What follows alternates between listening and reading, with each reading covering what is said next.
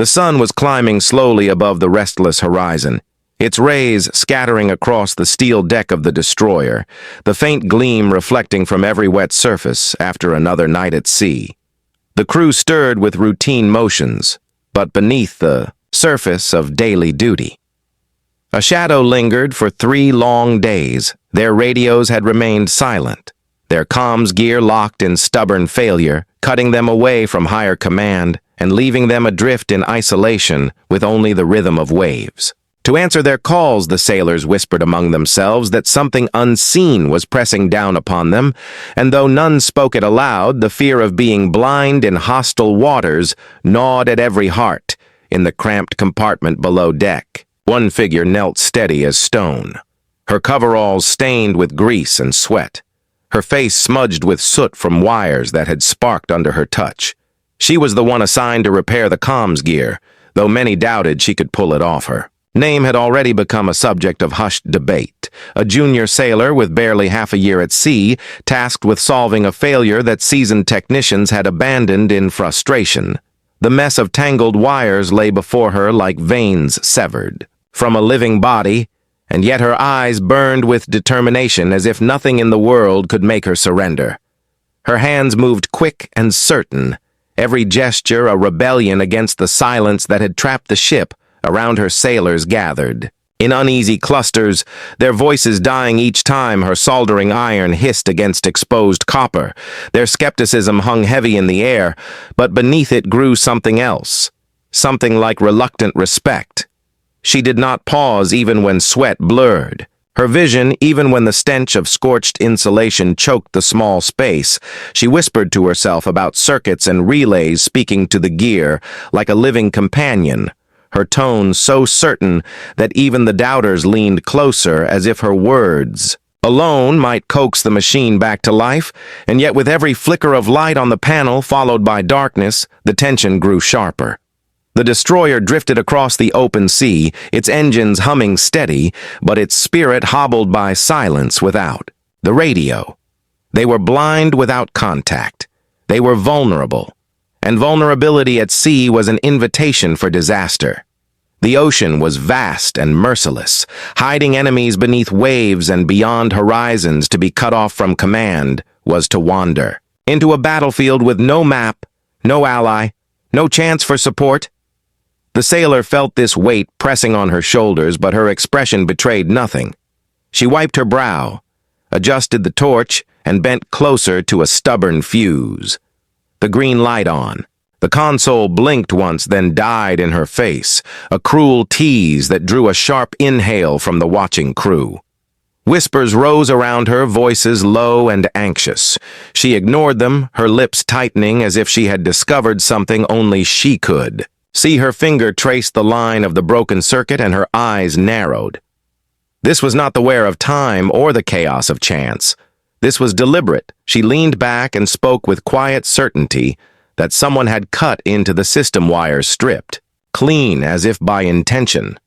Not by accident, the word struck like a blade through the room, for sabotage was a word that sailors dreaded more than storms or enemies. Sabotage meant betrayal. It meant the enemy was not outside the hull, but within it, lurking among them unseen. The crew exchanged uneasy glances, suspicion darkening their faces. They asked if she was certain, and she only nodded, pointing again at the sharp edges of severed shielding. No clumsy accident could have carved so precise. A wound her revelation sent a ripple through the compartment. Silence deepened as the sailors realized that one of their own might have turned against them. Her steady hands returned to the gear, but her ears caught every muttered word, every shuffle of boots.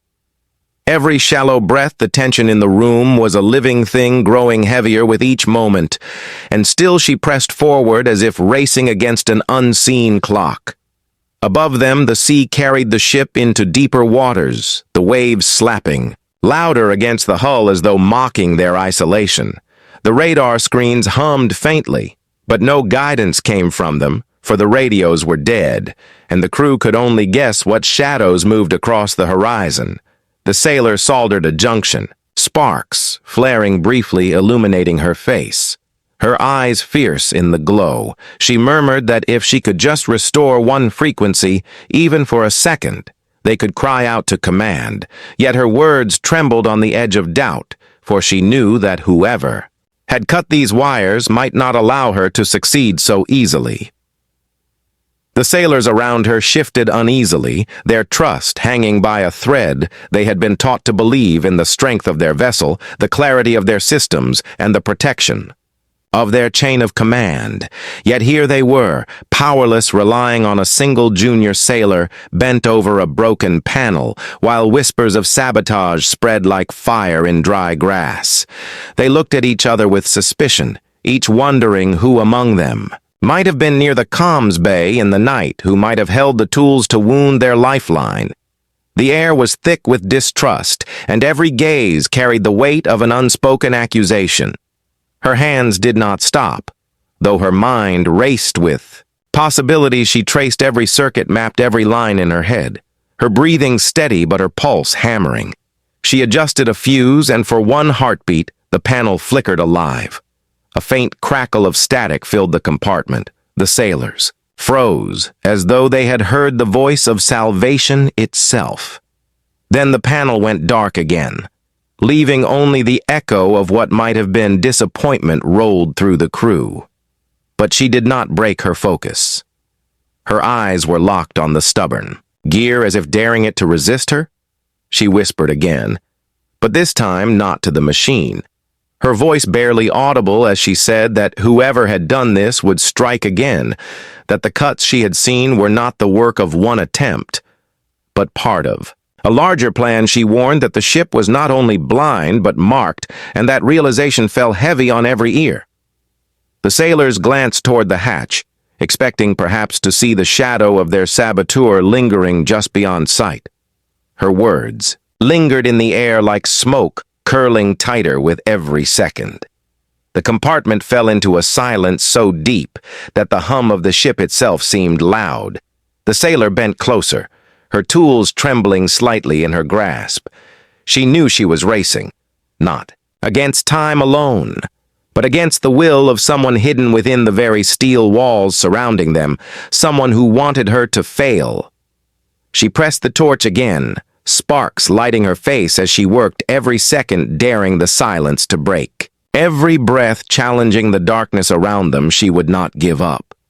Not now. Not with the fate of the ship resting in her hands, but just as her iron touched copper again, the hatch above creaked open. Boots thundered down the steps, and shadows fell across the compartment.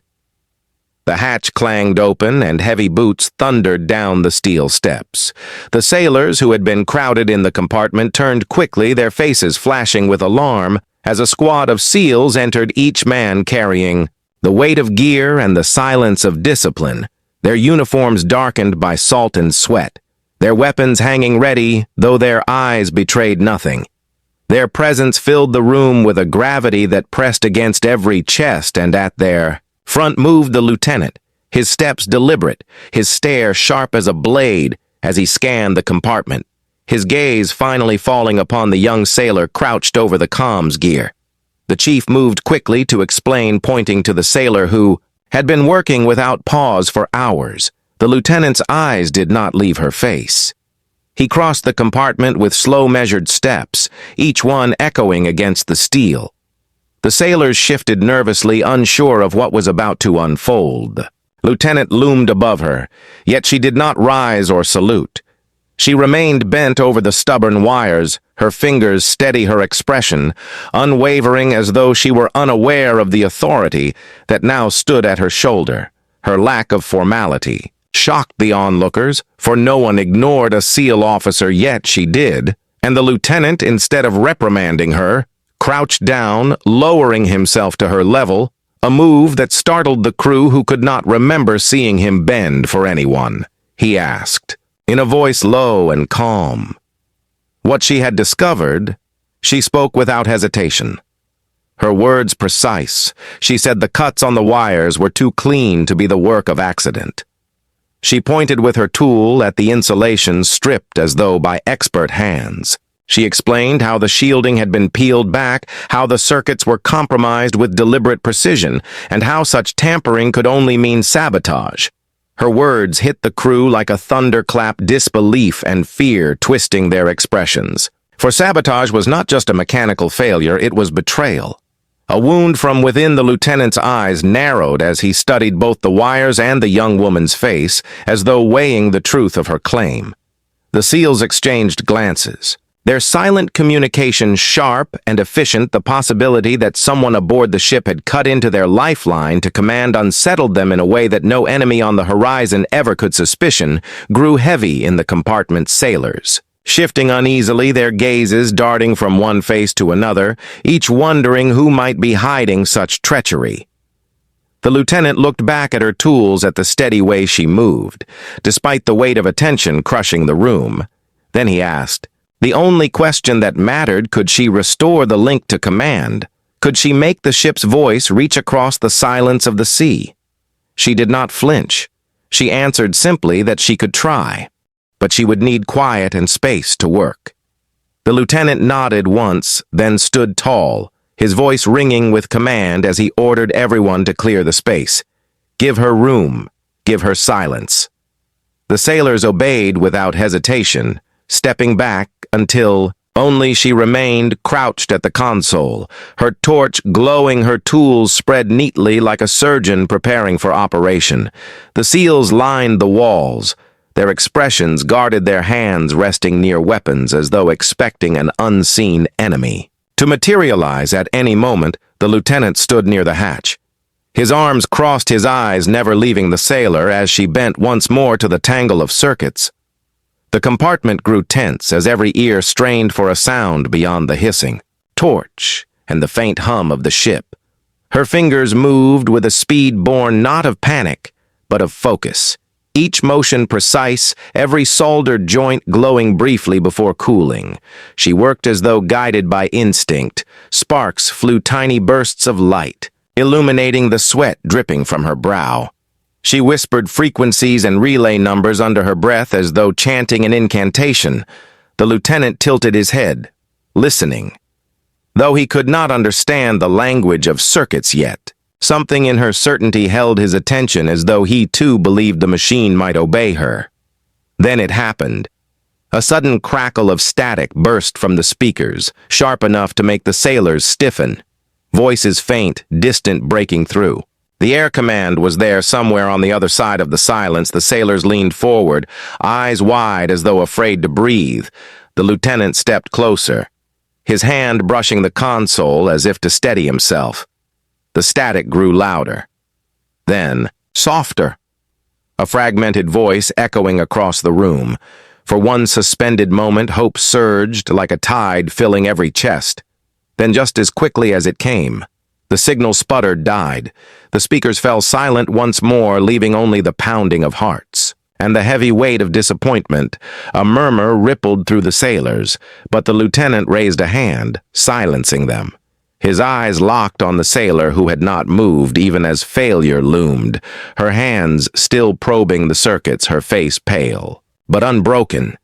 She muttered that the cut ran deeper than expected, that the wires had been compromised at multiple points. Someone had known exactly how to cripple the system in a way that would resist quick repair. The lieutenant's jaw tightened. As he listened, his men shifting uneasily in the background, he leaned closer, his voice low, asking if she believed the saboteur might still be near watching her. Now her answer was a whisper, but it struck like steel.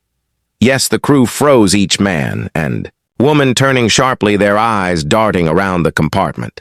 The thought of an unseen traitor among them chilling the air, the lieutenant's gaze hardened. He ordered his men to sweep the decks, to search every corridor, to check every hatch. For signs of intrusion or sabotage, the SEALs moved swiftly, disappearing into shadows, their boots echoing through the steel arteries of the ship. The sailors left behind felt the silence close in around them, heavier now that suspicion burned at the edges of their thoughts. Every face became a question, every shadow a threat. Still she worked, her determination burning against the weight pressing down on her.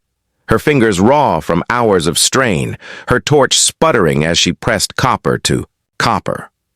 The smell of burning insulation thick in the air. She whispered again, not to the machine, but to herself, that she could do this, that she would not let the ship fall silent again.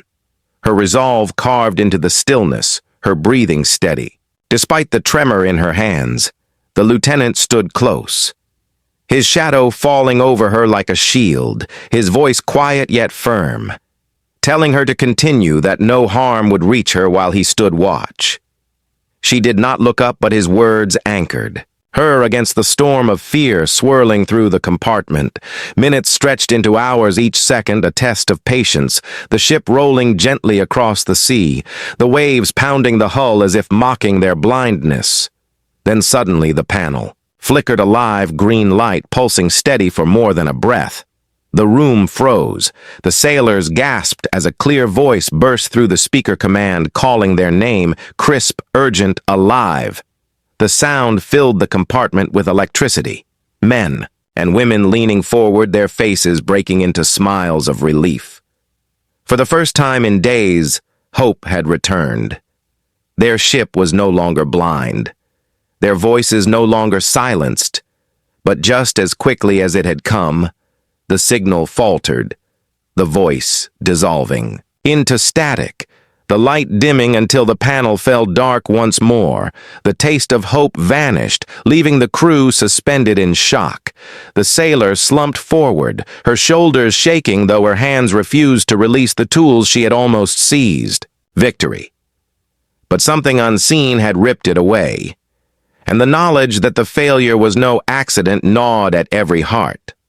The lieutenant stared at the panel, then at her, his eyes narrowing with resolve, for if sabotage was real, then the battle had only just begun, and what came next would decide whether any of them survived the silence. The silence after the radio went dark was so heavy it seemed to crush the very air from the compartment.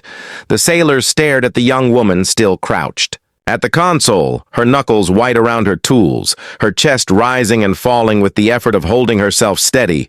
The SEAL lieutenant stood above her, unmoving. For a long moment his jaw locked, his eyes narrowing as if calculating a decision. Then slowly he placed his hand on her shoulder, the weight of it firm, commanding, yet strangely steadying, and he told her in a voice low but certain that she had done more than anyone else on this ship, and that was enough to prove sabotage was real. The crew froze, for never before had they seen such words of recognition pass from a SEAL officer to a junior sailor. The air grew charged as the lieutenant straightened his back and issued orders, his voice echoing like iron across the compartment. He commanded his men to sweep the vessel, every corridor, every hatch, every storage bay, to search for signs of the hand that had crippled their comms. He spoke of traitors with a calm fury that made the sailors glance nervously at one another each, wondering who among them would be dragged into the light when the search revealed the truth. Yet the sailor at the console barely reacted, her hands still probing the circuits, her face locked in concentration. The lieutenant crouched once more, asking if she could stabilize the signal long enough to report to command. Her answer came quiet and unwavering. She said she could try, but warned that whoever cut the wires might still be near, watching every move, waiting for her to succeed or fail her. Words made the sailors glance toward the hatch, toward the shadows that seemed suddenly alive with threat. The lieutenant gave a sharp nod and swore no harm would touch her under his watch, his promise ringing through the compartment, though beneath his words lived a current of concern. Time dragged as she bent over the machine again, her torch spitting sparks, her breath coming in steady rhythm, though her arms trembled with fatigue. She had been at this for hours, yet her determination blazed. Brighter than ever, the sailors gathered once more, drawn not by hope alone, but by fear for their survival, hung on the hands of this one sailor, their lifeline balanced on the fragile edge of copper and steel. The lieutenant stood close, arms crossed, his shadow heavy over her, his gaze flicking often to the corners of the room as if expecting an unseen enemy to strike. The panels sputtered alive, the green light pulsing faint, then strong, then faint again. The sailors held their breath as static, filled the compartment, voices flickering into existence, like ghosts from the dark. She adjusted knobs, her fingers moving fast, her lips whispering numbers and frequencies as if she spoke directly to the heart of the machine. Then clarity pierced. The static, the voice of command bursting through, alive and sharp, ordering them to report their status. The room erupted with gasps, sailors shouting in disbelief, relief breaking across weary faces. For 3 long days they had been blind, and now command was speaking directly to them. But the joy lasted only a moment, for the voice of command grew sharper, issuing orders with an urgency that silenced every cheer. Prepare for combat operations. Prepare for immediate engagement against an unknown. Hostile presence detected nearby. Prepare without delay. The words thundered through the speakers, striking every man and woman like a shock of cold steel. The sailors stiffened. The SEALs exchanged quick, hard glances. The lieutenant's jaw tightened as he absorbed the weight of the message. Then silence fell again as the transmission ended abruptly, leaving the crew suspended between relief and dread. The lieutenant turned slowly, his face set in stone, his eyes on the sailor at the console, and, in that moment, he did the unthinkable. He raised his hand to his brow and delivered a crisp salute directed not at an officer, not at a superior, but at her. The young sailor who had clawed their lifeline back from silence. The compartment froze, time itself seeming to halt as the crew stared wide-eyed. No SEAL lieutenant had ever saluted a junior sailor in their memory. The weight of the gesture struck like thunder through the steel walls.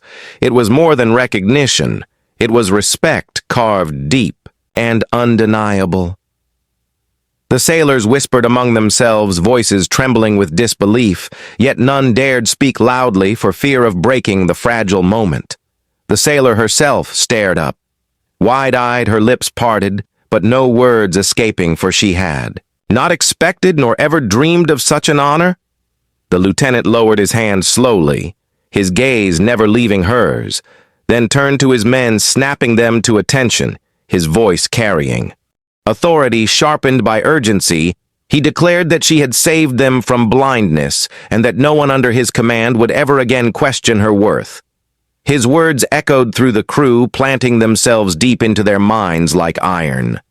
But outside, the safety of the compartment. The sea was shifting. The radar screens painting fast-moving contacts along the horizon, shadows that did not bear friendly signatures. The alarms had not yet blared, but the storm was already forming. The sailor looked back at the panel, her stomach sinking, for she knew the repairs were fragile. She knew the cuts she had seen were not the work of one hand alone, but of a plan crafted to cripple them again when they needed their comms. Most, she whispered this fear, softly, but her voice carried in the silence, making the crew stiffen anew. The lieutenant heard her warning, his eyes narrowing as he ordered double watches on the hatches and corridors. Guards at every access point, he promised the saboteur would not strike again yet. Even as he spoke, unease rippled through the sailors, for trust was broken.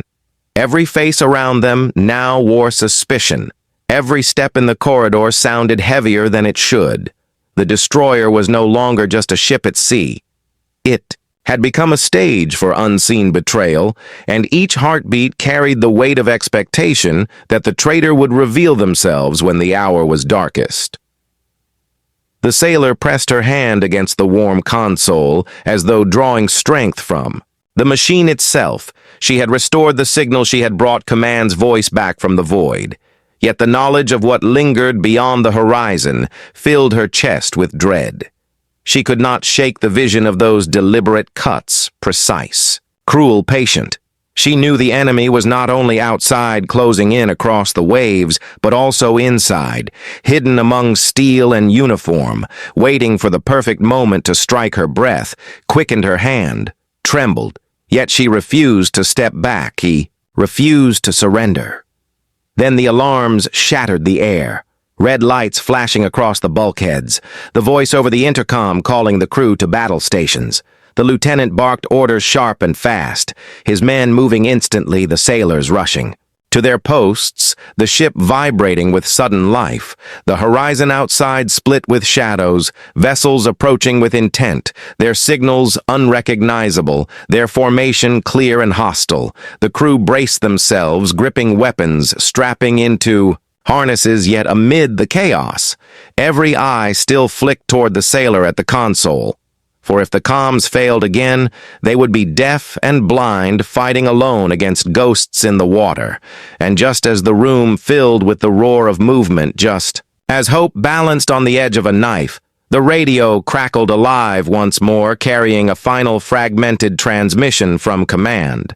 The voice, urgent, strained, cut short mid-sentence as if torn away by unseen force. The panel went dark again, the light dying, the speaker falling silent, and the sailor froze, her tools hovering above the console. For this time she knew the failure was not from the cuts she had repaired this time. It was different.